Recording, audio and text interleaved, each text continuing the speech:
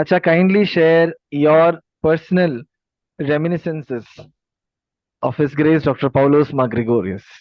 I have very briefly seen Tirumeni as a priest in 1974 when I visited the seminary with my brother and my cousin.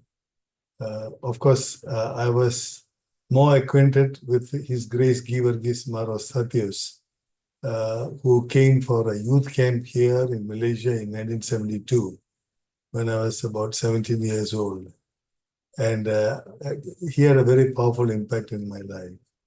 And in fact, at that age, he is the one who suggested that I should go to the seminary. Of course, I had no clue what it all meant. And we only have one church here in Malaysia, that is in Kuala Lumpur, and we used to stay about 250 kilometers away in another state. And so we were never part of the mainstream people in the church. But that impact that was there by Maros Satios was quite transforming. And then I visited a seminary and I got introduced to Father Paul Verghese. And then subsequently, this thing was dawning on me about going to the seminary, but there are a lot of fears and apprehension because we did not have any direct knowledge of things that were taking place in Kerala. But in the year 1977, between the 31st of May and the 9th of June, the Christian Conference of Asia had their 6th assembly here in Penang. Penang is in the north of Kuala Lumpur, and this is the 6th assembly. And I was staying here in the church hostel, and it was a pleasant surprise when two of our bishops, that is His Grace Dr. Paulos Mar Gregorios and His Grace Matthews Mar Kurlos of the Kollam Diocese, both of them came here, arrived here, and they were proceeding to Penang from here. So for one Sunday, they were all here together, and that happened to be Pentecostal service as well. So this is the first time I had the opportunity to have conversations with Tirumeni, and as well as Mar Kurlos, who stayed in the church premises. And the vicar then, Reverend Father K.V. Samuel of Chandarapalli, the late K.V. Samuel Achan, he introduced this possibility of me going to the seminary to Mar Kurlos, being the senior metropolitan at that time. And he called me and he spoke to me about the importance of the ministry. And then subsequently, I had the opportunity of speaking to Mar Gregorios as well. And so Tirumeni impressed upon me that, it is a very good calling. It's a privileged calling, and don't worry about the language options. Most of the lectures are held in English, and you'll be able to catch up. And he gave me the confidence. His Grace gave me the confidence of going for the ministry. And I was pleasantly impressed about Tirumeni's personality. Until then, I've only known priests who were vicars here and the priests who came for our youth camp. But then to see such a multifaceted personality with such great accolades and achievements, that actually drove me and gave me a more positive note of wanting to pursue the ministry. And so he was very impactful in making an immediate decision to go to the seminary. Then, of course, that was in the month of June. And by August 1st, I was already at the seminary of that year, 1977. Then, of course, the time in the seminary was a very beautiful occasion, learning more and more things about Tirumeni. And had a personal interest to know more about Tirumeni. And in 1981 and 82, in my final year, and I stayed one more year for the BD exam at the seminary. I was serving as one of his smaller secretaries. Reverend Father C.C. Chiran was the main secretary, and I used to take care of Tirumani's personal matters. And that was an occasion when I got to know Tirumani on a very personal level.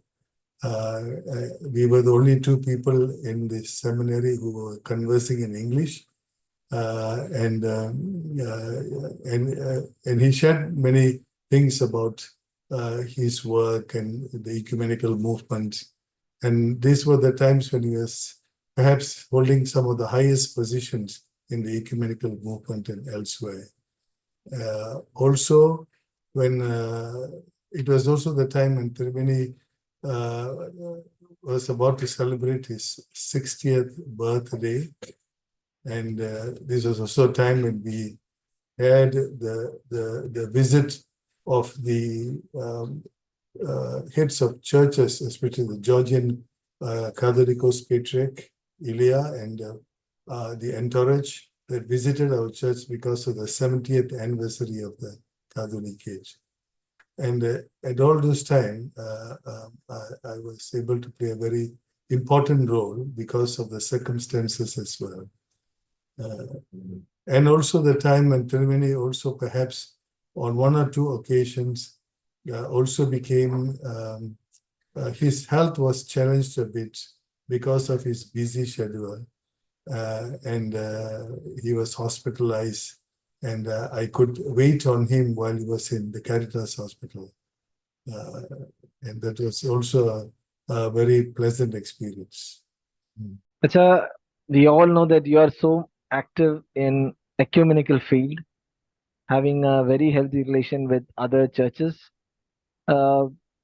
Definitely, His Grace Dr. Paulos Mar Gregorios had a great influence in you regarding, as you rightly mentioned, of his great stature in the ecumenical movement.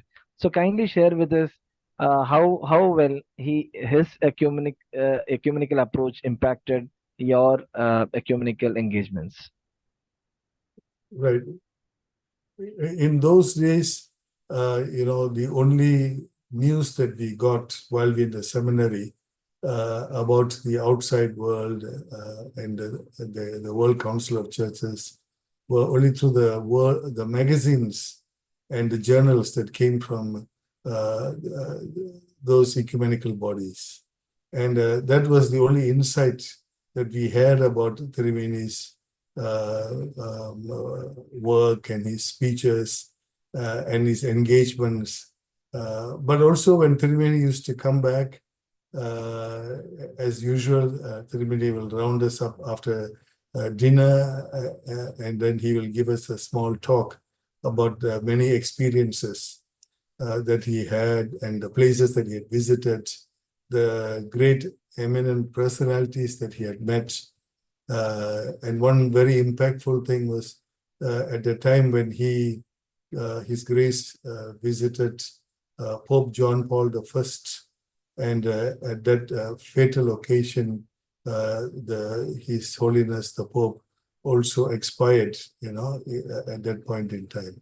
And all that was personally shared to everyone else, and also to me. I was fascinated by the fact that a bishop from our church, of course, he was a renowned personality even before that, had great impact on Christianity as a whole, as well as on many other social and economic matters as well, very authoritatively. And so then I understood the church has a local setting, but its impact and ministry can go beyond the church. And of course, with some simple discussions with Tirumani, I understood that the ministry is not always confined to the boundaries of the church alone. It is to the whole world, and we have to also engage with the church at large and with other faiths as well. So fundamentally, Tirumani's thoughts, his aspirations, Tirumani's work, laid a kind of a foundation, for my impetus also to engage in the ecumenical movement. So as you rightly mentioned that in your formative years or in your initial years, there was a great impact of Metropolitan Paulus Mar Gregorios.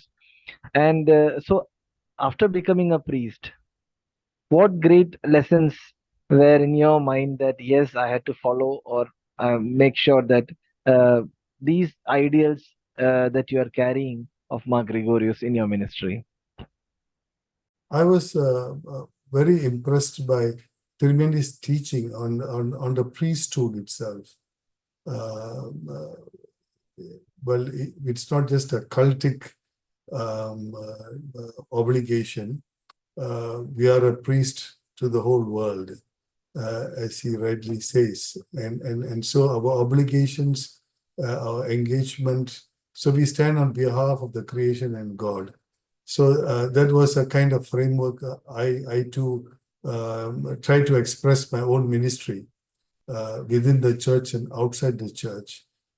So my engagement also is an extension of my own priestly calling, and so it is not just attending conferences and meeting. So I felt that the priesthood and its duties and obligations extend beyond the church, and fundamentally the sacramental life of the church will become the foundation, the basis for our praxis and our action itself. Yes, it was a very fundamental formation that I had received from Tirumani's thinking. Acha, how well can we, especially the younger generation or the present generation, can benefit from the works, contribution, the life legacy of Mar Gregorius? Yes, I think because of Tirumani's intellectual caliber and his achievements as a philosopher, as a theologian, as an economist, there is one layer of Tirumani's thinking, his thoughts, his writings that are well appreciated by a group of people of that kind of stature. But perhaps it has not percolated down to the ordinary level. Although Tirumani at all times, he could engage with the most intellectual people, the greatest of all philosophers, and yet speak very intelligibly to a child. His personal demeanor was such that he could penetrate all levels very meaningfully. But we who are carrying his legacy are not able to bring Tirumani's persona to that level where the ordinary person and the young people of these days can get an impact. So I am grateful because I have known Tirumani personally, small conversations, waiting on him in the hospital, playing scribbles with him, and things like that, So I was able to experience and know personally the human side of Dr. Paulus Mar Gregorios Tirumani. And that is a fascinating part of him, and that's a part that where you are drawn close to him personally, and I think we should find ways in which we are able to introduce Tirumani as the man, because when we see in his life, and if we divided his whole years when he walked the face of this earth, when you divide it into time segments, he has been a layman, and he has been a priest, and he's been a bishop. And so there was a significant part of his life when he was a layman, and how he had interacted with other human beings and other fellow human beings in a very magnificent and impactful way. And perhaps some kind of research insight into those areas so that we can also introduce Dr. Paulos Mar Gregorios as the man, the man that he was. So those are the areas I think that we need to work on. So sometimes I don't talk about, when I talk to the younger people, I don't talk about his theology and his achievements. I tell him about simple decisions that he used to make. He is probably the most hardworking person that I've ever seen. He's never wasted any time on any day doing nothing or listening to the radio or things like that. It's either he's writing or he's reading or he's speaking to some people, teaching them or learning from them. So there is a train of books in his room in those days. On his desk will be all the books that he'll be referring to when he's doing his research and work.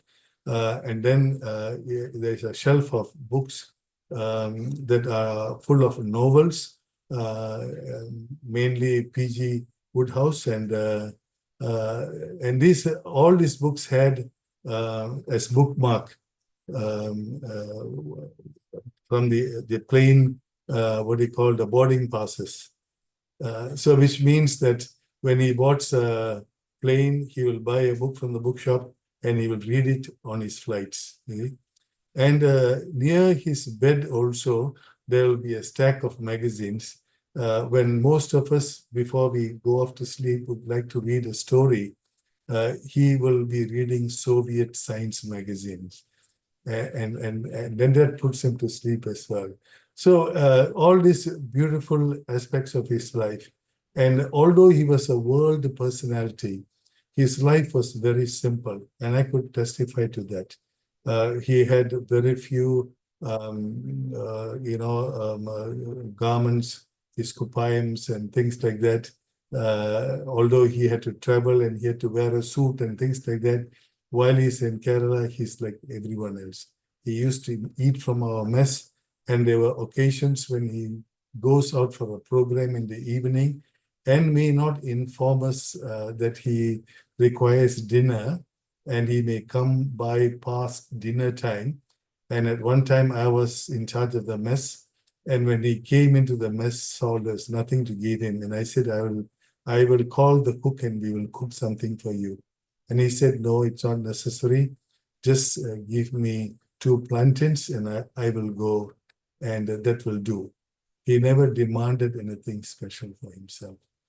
So with all these things, he's a very simple man, dressed very simply, but he also kept his stature and his personality where it was needed. So these are the life stories that I share with young people to know that, he was an intelligent person. He had a very high IQ, but it was also sheer hard work that he brought into this, not this position, but he could contribute to humanity in such a great, impactful way. And I've always, used the quotation that was ascribed to Gandhi, when I described Tirimeni, a great poet that said that in times to come, there will be none in flesh and blood who walk the face of the earth like this. And I always thought of Tirimeni like that, in that manner. So I think there's a dimension of Tirimeni which we are yet to discover, and perhaps those are the stories that has to be narrated now to the younger generation. Thank you so much, HR, for your valuable thoughts and sharings. I believe it will definitely give us another dimension in the life of Tirumeni about his great and glorious life that God has gifted to this church and for the entire Christianity and for the whole world. Thank you, Acha, so much for this interview. Thank you, Richard. My pleasure. I And, think it's a tremendous project that you've undertaken to continue to rekindle the great memory of Dr. Paulus Mar Gregorios. Surely.